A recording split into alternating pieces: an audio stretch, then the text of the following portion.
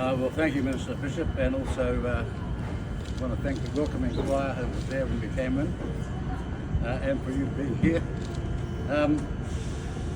As the Minister for Rail, and the word is for, and it's deliberate because it's a pleasure to make this announcement today.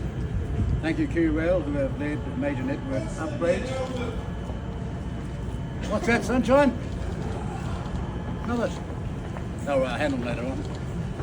Thank you, Kiwi Rail, who have led major network upgrades and rolling stock procurements without budget overruns. We are speaking here of new locomotives, new wagons, new shunts, better depots, an upgraded Northland line, a third main line on Auckland's busiest junction, extending Auckland's electrified network to Papakura, slowly but surely fixing Auckland and Wellington's networks, rebuilding the Hillside Workshop in Dunedin, and much more. It will be modest to point out who committed the funding for those vital investments. But today we build upon our legacy, 604 million for rail from budget 2025. This for a sector that contributes 3.3 billion in economic value each year. While others may take convincing, we do not. We know that as an export nation, efficient freight connections are the lifeblood of our economy. Rail is the clearinghouse of our ports, efficiently emptying their yards so they can handle more ships. More ships enable more exports, more trade. 461 million for the rail network investment program means that the 2025 to 2027 nationwide infrastructure program is fully funded. This program replaces decades of bridges, culverts and other assets from infrastructure to last for generations to come, and provides the bedrock for growth by the commercially funded freight operations to move our goods. 143.6 million to continue to upgrade Auckland and Wellington, delivering the reliability that 22 million commuters a year deserve. Reliability is what drives more people to use public transport. We get that, we get the message. We don't just talk, we in fact deliver. Thank you very much. Mr. Bishop, how much of this money is new money? How much of it is sort of a restatement of the announcement last year? It's all new money. So budget 2024 invested the first 2 years of what's called the Rail Network Improvement Program, the RNIP as it's known in the parlance. And this money in budget 2025 completes the 3-year RNIP funding, so 2024 through 2027. And the Metro renewals money, the overdue renewals weren't as new money as well on top of that. We need to be honest about the fact that we do have a big backlog of renewals in the Auckland and Wellington Metro networks, so I'm not pretending for a moment that 143.6 deals with all of those issues. It doesn't. There will need to be continued investment in the network in the years ahead, but you do these things in stages. You can't do everything all at the same time anyway, and so just over the next few years we'll progressively invest to deal with those maintenance. Just to clarify, some of what we're talking about here today has been spoken about previously. No. So the way the rail network funding works is it goes in 3-year chunks. It's called the Rail Network Improvement Program, the RNIP. In 2024, budget 2024 funded the first 2 years of that program, around 460 million a year in those 2 years. This funding in budget 2025 completes the 3 years, so this is for 2026 and 7, and so it completes those 3-year funding agreement. So overall, across the 3 years, it's roughly 450 times 3. And in the scale of investment, What do we have here? The Joker has arrived. Good morning. investment On in behalf New of Zealand's you all, rail the network. Joker says good morning. Maybe, Mr. Peters, you'd be best to answer this. How do you evaluate that the was scale great. of this investment compared to the investments that we've made in recent years?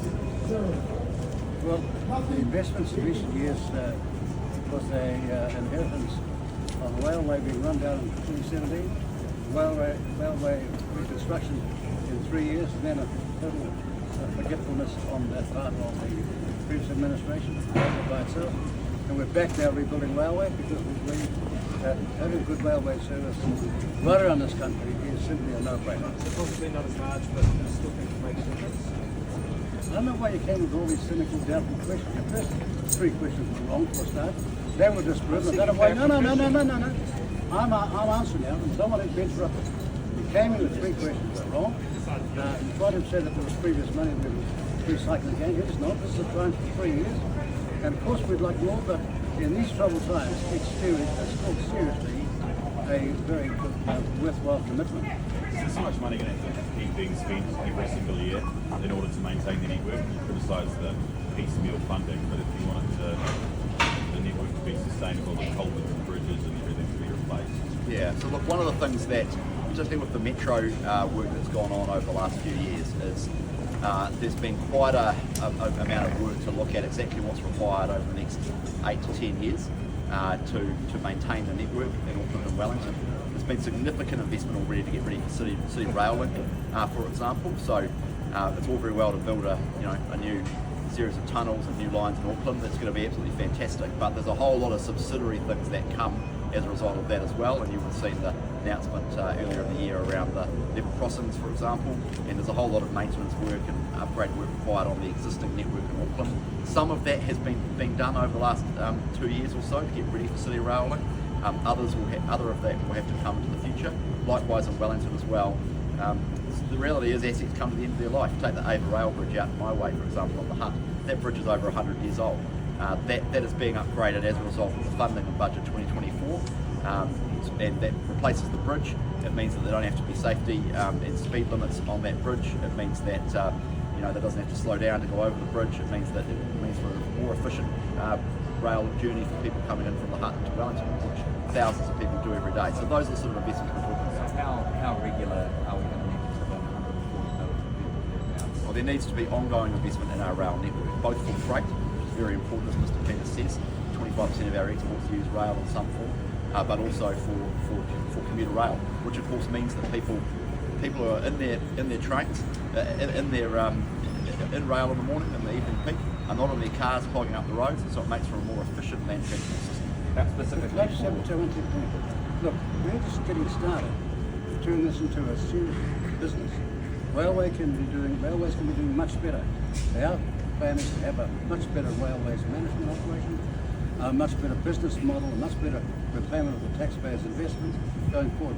And I think you've watched another 6 months, you'll begin to see that we're going to dramatically turn this around. I can't announce it today, but this is just the first step in this. Can you tell us in broad brush strokes? No, I just told you I can't announce it today because we're working on it, but we are no longer going to go on with railways that used to run. We're going to turn it into a serious utility in this country, a serious introduction investment, and making a serious return to the taxpayer that was promised all the way back by Bruce Allen in 1992, 93. Mr. Peters, how bad is Just it in case you weren't around. outside of the metro networks? How bad is it? How bad is the main truck rail line? What's the state of them? We've got a lot of work to do. Still a lot of work to do. But the reality is we've made this improvement. With today's announcement, I think it's tremendous start for the government in terms of the next 3 years. But when we're also at the moment prospecting how we can make this a serious government taxpayer-owned business. But what kind of work needs to be done? Do you know what kind of work needs Yes, to we be done? do. But I'd rather wait till we've done them all than let you know the good news. The regional councils, you say they will need to come to the party. What are you looking for or expecting from them? Well, ultimately, they're the users of the rail network that we maintain. So, look, it's a very complicated funding picture without boring you with the details. We own the tracks, we own the network, and then the regional council run the services. They use trains that we largely pay for, but they ultimately have to pay for the operating cost to some extent of the rail network. And there's an ongoing discussion to be had with the regional council and with the transport about the exact funding split. So I'm not going to get ahead of those discussions and those negotiations, but that's an ongoing conversation. Do you hope to see passenger numbers in Wellington, for instance, turning around? There's been a drop in the last few years. Yeah, as soon as possible. I'm really concerned about the drop in passenger rail numbers in Wellington. This is an excellent service. It means that the Hutt Road is not clogged with motorists every morning. It's an important connector of people. It's a vital service for the Wellington region. I grew up taking the train to and from school every day. Didn't own a car till I was in my 20s. The train service is a critical part of the wider Wellington economy, and so I want to see those passenger numbers recover, and today's announcement will help those passenger numbers recover, but it's not going to be just today, it'll be ongoing. Would you consider... Well, by the way, Kevin, welcome to TV1 now. 10 minutes late. Good heavens, this is a critical investment. It's a critical infrastructure, and you guys turn up Some of the trains happening late this morning. I missed this. They didn't come on the train. See, stop your negative attitude. This isn't Switzerland.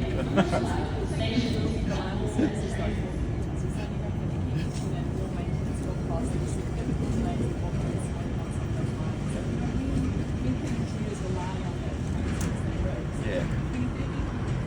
No, earlier than that, it's an ongoing work in progress. I mean, we just need to continue to make incremental improvements. So you've got to remember we're dealing with years and years of backlog that just was not funded. Maintenance that was shoved into the too hard basket. The reality is, it's easier to announce shiny new things than it is to invest in the actual network that you've already got. Except if you don't invest in the network that you've already got, you end up with a situation like we've got today, which is delayed trains, a network that needs improvement, things like that. So that we're making a serious investment in maintenance is something that New Zealand has not done well for a long time, and today's announcement has started turning that around. Sorry, I'm proud to be part of it. over what period was the infrastructure not invested? Oh, we haven't invested in the maintenance of the network for many years. There've been significant improvements, and to be fair to the previous government, and from 2017 to 2023, they did start to make serious rail investments and improvements. But we need to be honest, the maintenance doesn't just build up overnight. This is a multi-decade problem, but we are turning it around. Sorry, is this a commitment from the... Kiwi Rail will be working as hard as possible to make sure that while they upgrade and You got maintain anything the positive to network, say? I've got a question. No, don't come along with all your negativity. We're seeing a dramatic change. If we aren't taking the down attitude, that we're not doing something. We're doing something dramatic here. And out there, go and ask unions. Go and ask people at the East Town Workshop. Go and ask the railways all around the country. Give their views, because they think we're actually doing something significant. So why don't you? That's where Mr. Peters, when I had a cheerlead for you. No, I'm not a cheerleader, but I don't want you a bunch of negativity and ignorance coming along here when I saw what the last government didn't do. Can I talk to you about electrification? That you are praising every day. Did you Last- consider, didn't the last did government you know consider that last- electrification of like fully electrifying the North Island main track line and finishing Partial it? electrification is on the program now. Yeah, we're looking at everything, but first of all, you don't do so much so quickly. And if you ask the unions as it came, ask all the members of the union and where railways are concerned, the engineers, the architects, and the experienced people, they are seriously behind this. Why don't you interview them? Just the other day, no one bothered to turn up to it. We opened the electrification of the line to Pukekohe. Then where were you? No, not a single, no media coverage. No. Significant investment in electrification, making passenger journeys from from Pukekohe all the way into Well, you should have Auckland. put a green label on and a couple on to open an envelope. So We're electrification sick of this, guys. This is quite. I mean, The whole of the main this trunk is is very quite unfair. You can't just fly up to Pukekohe. No, but send somebody from Auckland around. Sorry. Somebody from Auckland go along there. I mean, 26% of the country lives within 3 hours of Auckland, so you could have sent somebody your membership up there. I mean, if I was there, I'd have been there with. No, you're not the only person listening. Chris Bishop, what's changed in the You're not. National Party's mind? Because you were, the National Party wasn't a party that did actually neglect rail previously. Was the fact that it's in the first Why? No. Look, we believe in rail. We believe in rail in the National Party. No, I'm living proof of that. I didn't buy a car till I was in my 20s. I grew up taking the train to and from school every day. I believe in rail. Thousands of New Zealanders get up every morning and take the train to and from work. It's a very important part of our transport system. And as Mr. Peters says, about 25% of our exports rely on rail, 13% of our freight uses rail. So it's a very important part of the transport system. And we need to continue to invest in it, and that's what today's announcement represents. A taxpayer is still paying the price for national Capital selling it off. allowance. Largely the capital allowance with a bit of operating, but So largely the is capital. anything else being cut to pay for this? No, it's from the capital allowance, and there's a bit of operating money from the crown funding into the operating of the rail network, which is part of the budget process. A taxpayer is still paying. A taxpayer is still paying the price because the National Party privatised rail in the 90s. No, look, that is long in the past, and there's no need to relitigate history about who and what did. But it was kind of run into the ground, right? Well, there's very little point. I mean, I was like 10 when all that happened. So now what I'm focused on as Transport Minister alongside Mr. Peters is continued investment into rebuilding our rail network because it's critical to the future of this country. That's what we're very much focused on. That's what today's announcement is all about. Well, hang on. And when that happened, what did Labor say? They said the timing was wrong. They didn't say they disagreed. You see what I mean? you So you don't said, go along here and start making that Labour's excuse from this. well, you said the National Party politicians at the time were naive and stupid, Mr. Peters. Yeah, but You he stand by was that? 18 at the time. They got a whole lot smarter now. Regarding the freight railway network though, we're talking about freight going from Tupper, North Island to Lodge. So now hang on. Where do you think the top of North Island? Mr. Peters, Got any with idea? regarding to the other tenants. No, you don't, have you? At the end of August, Yeah. you said it won't be price gouging, but freight may rise. Do you have anything to respond to that? Prices not increase this rate? Well, there won't be price gouging. We're doing our best to ensure that a replacement service in the meantime happens. But we can't do both. We can't fix up the ports in the South Island, ports in Wellington, and keep the ferry going. So we've made a tough decision. But the good thing is we've saved over $2 billion of the previous administration's squanderous waste. When do you expect the decision Now, on put that in there for the news and tell you about all your people. when do you expect the decision from the ferry replacement committee about which shipyard you go to? Well, I can't answer that question because the process is being gone through at the moment. But we are very, very positive that the potential outcome being announced sooner than some of you might think. Can I ask about